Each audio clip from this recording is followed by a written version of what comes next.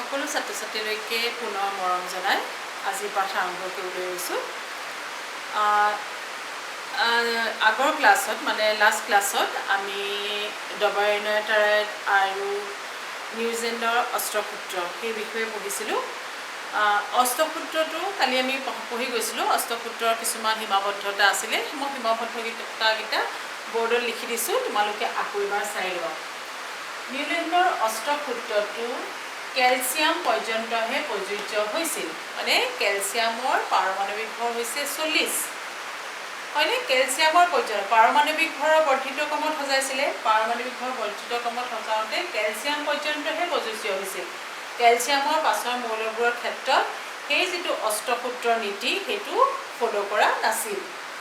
2 number ৰূপটো হৈছে যে নিউলেঞ্চে প্ৰকৃতিত কেৱল 56টা মৌল থকা বুলি জানিছিল আৰু তেখেতে ভৱিষ্যতবাণী কৈছিল যে ভৱিষ্যতে আৰু কোনো মৌল চিনাক্তকৰণ নহয়, সেইবুলি ভৱিষ্যতবাণী কৈছিল।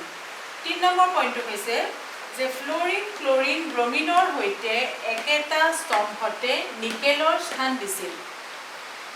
যিহেতু নিকেলৰ স্থান ফ্ল'ৰিন আৰু ব্ৰমিনৰ লগত দিছিল, সেইটো আছিল তাৰ এটা সীমাবদ্ধতা। নিকেলৰ স্থান ফ্ল'ৰিন, ক্ল'ৰিন আৰু ব্ৰমিনৰ লগত হ'ব নালাগে, আৰু লগতে নিকেলৰ লগতে কোবাল্টকো স্থান দিছিলে। আৰু 4 নম্বৰ পইণ্টটো হৈছে যে কেৱল পাতল মৌলবোৰৰ ক্ষেত্ৰতহে প্ৰযোজ্য দেখা পোৱা গ'ল, মানে অষ্টম নীতিটো কেৱল পাতল মৌলবোৰৰ ক্ষেত্ৰতহে প্ৰযোজ্য হোৱা দেখা গ'ল। আৰু এটা পইণ্ট হৈছে যে আইৰণক নিকেল আৰু কোবাল্টৰ পৰা, আইৰণৰ ধৰ্ম নিকেল আৰু কোবাল্টৰ সৈতে একে আছিল, কিন্তু আইৰণক নিকেল আৰু কোবাল্টৰ পৰা অলপ আঁতৰত বেলেগকৈ স্থান দিয়া হৈছিল। এইখিনি আছিল নিউজিলেণ্ডৰ অষ্টসূত্ৰৰ সীমাবদ্ধতা। যেতিয়া নিউজিলেণ্ডৰ অষ্টসূত্ৰটো প্ৰযোজ্য নহ'ল বা নাকচ হ'ল সূত্ৰটো, তেতিয়া আকৌ বিভিন্ন বিজ্ঞানীসকলৰ মাজত প্ৰচেষ্টা চলাই আছে যে কেনেধৰণে মৌলবিলাকৰ শ্ৰেণীবিভাজনটো কৰিব পৰা যায়, মৌলৰ শ্ৰেণীবিভাজনটো কেনেকৈ কৰিব পৰা যায় তাৰলৈ প্ৰচেষ্টা চলাই থকাৰ সময়তে ৰুছ বিজ্ঞানীৰ নামটো হৈছে মেণ্ডেলিভ।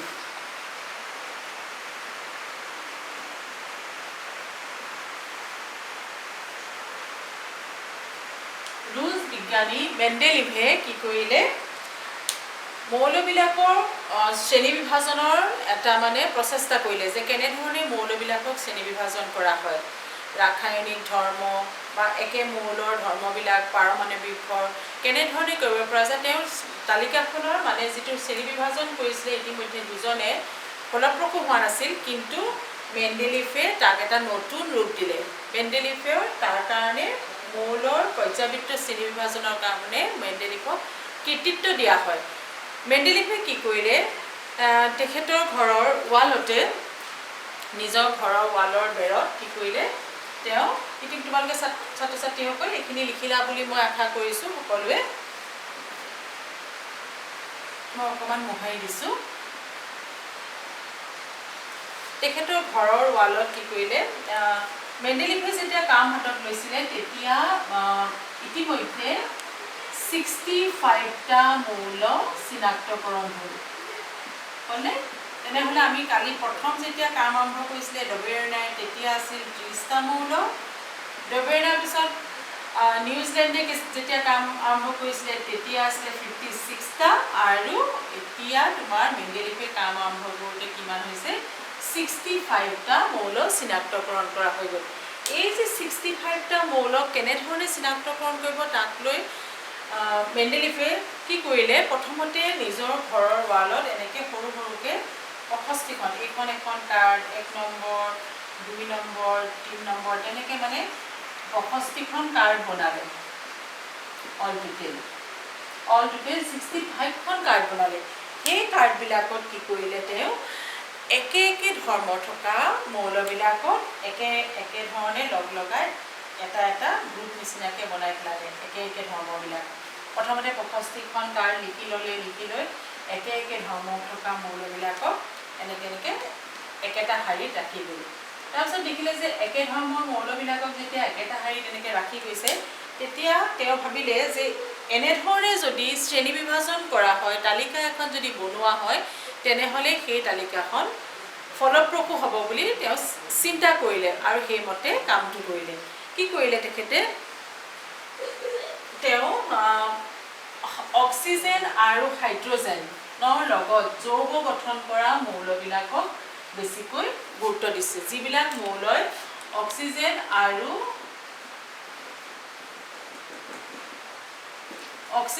আৰু হাইড্ৰজেনৰ সৈতে লগ লাগি এটা যৌগ গঠন কৰে আৰু কিছুমানে হাইড্ৰজেনৰ সৈতে লগ লাগি যেতিয়া যৌগ গঠন কৰে তেনেকুৱা মৌলবিলাকৰ ওপৰত গুৰুত্ব দিলে। সেই মৌলবিলাক তেতিয়া তেওঁ কি কৰিলে? মৌলবিলাকক যেতিয়া পহচিখন কাট কৰি একে ধৰ্মৰ মৌলবিলাক যেতিয়া গাঁঠি গ'ল তেতিয়া দেখিলে যে সেই মৌলবিলাকৰ ৰাসায়নিক ধৰ্ম একেই আৰু পাৰমাণৱিক তেতিয়া ক্ৰমাংক আৱিষ্কাৰ হোৱাই নাই। পাৰমাণৱিক ভৰৰ বৰ্ধিত ক্ৰমত সজাবলৈ ধৰিলে। পাৰমাণৱিক ভৰ বৰ্ধিত ক্ৰমত যেতিয়া সজালে তেওঁ এখন চাৰ্ট প্ৰস্তুত কৰিলে। সেই চাৰ্টখনত কি হ'ল? 6টা পৰ্যায় আৰু 8টা বৰ্গ, মানে এনেকুৱা পথালি শাৰীবিলাকক কি বুলি কয়? পৰ্যায়। 6টা পৰ্যায় পালে আৰু এনেকুৱা থিয় এইবিলাকক কোৱা হয় বৰ্গ। মই তোমালোকক কিতাপখনতে দাঙি এবাৰ দেখাই দিছোঁ। কিতাপখন চোৱা তোমালোকে। 6টা পৰ্যায় আৰু 8টা বৰ্গ। এই চোৱা 1 2 3 4 5 6 এইডোখৰলৈকে 6টা পৰ্যায়। ক্লিয়াৰ হৈছেনে? 6টা পৰ্যায় আৰু 8টা বৰ্গ। এই 8টা বৰ্গত তোমালোকে চোৱা বৰ্গ 1 2 3 4 5 6 7 আৰু 8 আৰু প্ৰত্যেকটো বৰ্গতে A আৰু B কে ভাগ কৰিছে। A B ধৰিব পাৰিছা তোমালোকে? কিতাপখনত চাই ল'বা। প্ৰত্যেকটো বৰ্গকে A B আৰু A B কে ভাগ কৰিছে। তেতিয়া তেওঁ দেখিলে যে কিছুমান ধৰা পৰ্যায় যদি আমি 4টোলৈ চাওঁ, পৰ্যায় 4ত তুমি চাবা পৰ্যায় 4টোত প্ৰথম আছে পটাছিয়াম, কেলছিয়াম, স্কেণ্ডিয়াম। পটাছিয়ামকো বৰ্গটোৰ H স্থান দিছে, কেলছিয়ামকো A স্থান দিছে, কিন্তু স্কেণ্ডিয়ামক স্থান দিছে B। তাৰমানে কেলছিয়ামৰ ধৰ্ম পটাছিয়াম, স্কেণ্ডিয়ামৰ ধৰ্ম পটাছিয়াম আৰু কেলছিয়ামতকৈ বেলেগ। সেইকাৰণে স্কেণ্ডিয়ামক B স্থান দিছে। আকৌ যদি তুমি চোৱা বৰ্গত যদি চোৱা বেৰিলিয়াম, মেগনেছিয়াম, কেলছিয়াম, ষ্ট্ৰনছিয়াম আৰু বেৰিয়াম, এই মৌলকেইটা গোটেইকেইটা মৌল বৰ্গ 2 নম্বৰ বৰ্গৰ A স্থান দিছে। তাৰমানে এই বৰ্গকেইটাৰ মৌলকেইটাৰ ধৰ্ম একে। বেৰিলিয়াম, মেগনেছিয়াম, কেলছিয়াম, ষ্ট্ৰনছিয়াম আৰু বেৰিয়াম এই মৌলকেইটাৰ ধৰ্ম হৈছে একেই। আকৌ যদি তোমালোকে চোৱা তালিকাখনৰ আৰু এটা তালিকাখন মেণ্ডেলিফৰ তালিকাখনৰ সফলতাৰ আৰু এটা কাৰণ হৈছিলে যে কোবাল্ট আৰু নিকেল। কিতাপখনত চোৱা তোমালোকে কোবাল্ট আৰু নিকেল। তালিকাখন প্ৰস্তুত কৰা হৈছিলে পাৰমাণৱিক ভৰৰ বৰ্ধিত ক্ৰমত। কোবাল্টৰ পাৰমাণৱিক ভৰ 58.93 আৰু নিকেলৰ 58.7। সেই হিচাপত চাবলৈ গ'লে নিকেলৰ স্থান কোবাল্টতকৈ আগত হ'ব লাগে, কিন্তু নিকেলক কোবাল্টতকৈ পিছত স্থান দিছে। কাৰণ তেওঁ বৰ্গটো মন কৰিলে যে নিকেল, পেলাডিয়াম আৰু প্লেটিনামৰ ধৰ্ম একেই। সেইকাৰণে সেই শাৰীটোতে ৰাখিলে আৰু নিকেলৰ আগত আছিলে কোবাল্ট আৰু এই কোবাল্টৰ পিছত থকা এই মৌলটো আৰু এই মৌলকেইটাৰ ধৰ্ম একেই। এই কোবাল্টক যে নিকেলৰ আগত স্থান দিছিলে মেণ্ডেলিফৰ পৰ্যায়বৃত্ত তালিকাখনৰ সফলতাৰ সেইটো এটা প্ৰধান কাৰণ। আকৌ যদি তোমালোকে চোৱা গোল্ড আৰু প্লেটিনাম, গোল্ডৰ পৰমাণু ক্ৰমাংক 196 আৰু প্লেটিনামৰ হৈছে 195। সেই হিচাপত আমি প্লেটিনাম গোল্ডতকৈ আগত আহিব লাগে, কিন্তু গোল্ডতকৈ পিছত প্লেটিনামক স্থান এইকাৰণেই দিছে তাৰমানে নিকেল, পেলাডিয়াম আৰু প্লেটিনাম এই তিনিওটা মৌলৰে ধৰ্ম একেই। মেণ্ডেলিফৰ পৰ্যায়বৃত্ত তালিকাখনৰ সফলতাৰ সেইটো এটা কাৰণ। এতিয়া তোমালোকক মই থুলমূলকৈ কিতাপখনৰ সহায়তে মেণ্ডেলিফৰ পৰ্যায়বৃত্ত তালিকাখন অলপ বুজাই দিলোঁ। কিন্তু মেণ্ডেলিফৰ পৰ্যায়বৃত্ত তালিকাখনত এটা সূত্ৰ আছিল, মই সূত্ৰটো লিখি দিছোঁ, তোমালোকে লিখি ল'বা।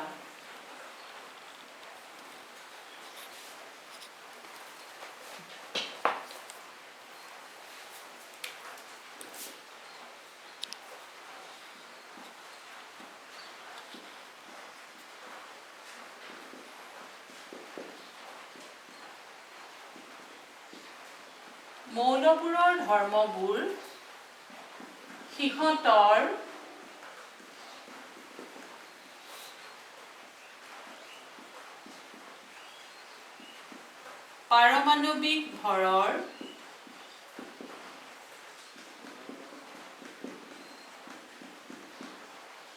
পাৰমাণৱিক ভৰৰ পৰ্যায়ক্ৰমে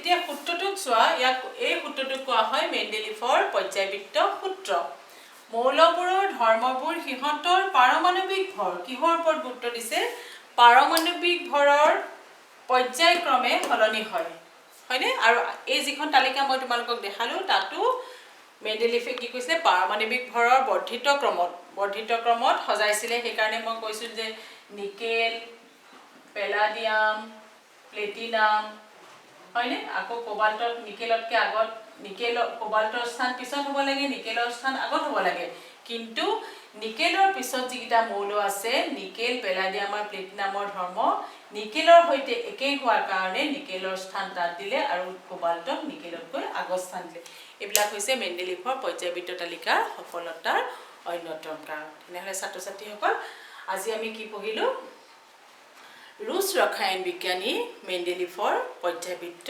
তালিকা সেই সময়টোখিনি কোৱা হয় বিশৃংখলতাৰ মাজত শৃংখলা মানে তালিকাখনৰ পৰ্যায়বৃত্ত তালিকাখনৰ শ্ৰেণী বিভাজন কেনেধৰণে মৌলবোৰক শ্ৰেণী বিভাজন কৰা হয় সেইটোৰ ওপৰত বিশৃংখল হৈ আছিল সেই বিশৃংখলাটোৰ মাজত শৃংখলা আনিলে কোনে আনিলে ৰুছ ৰসায়ন বিজ্ঞানী মেণ্ডেলিফে হয়নে সেইকাৰণে মেণ্ডেলিফৰ পৰ্যায়বৃত্ত তালিকাখনেই শ্ৰেণী বিভাজনত মৌলৰ শ্ৰেণী বিভাজনৰ কাৰণে কি হৈছিলে বহুত কৃতিত্ব পাইছিলে তেখেতৰ শ্ৰেণী বিভাজনৰ ওপৰত ভিত্তি কৰি সেই তালিকাখনৰ শ্ৰেণী বিভাজনৰ ওপৰত ভিত্তি কৰি আধুনিক পৰ্যায়বৃত্ত তালিকাখন প্ৰস্তুত কৰা হৈছিল ছাত্ৰ ছাত্ৰীসকল আজিলৈ পাঠ ইমানতে সামৰিছোঁ ধন্যবাদ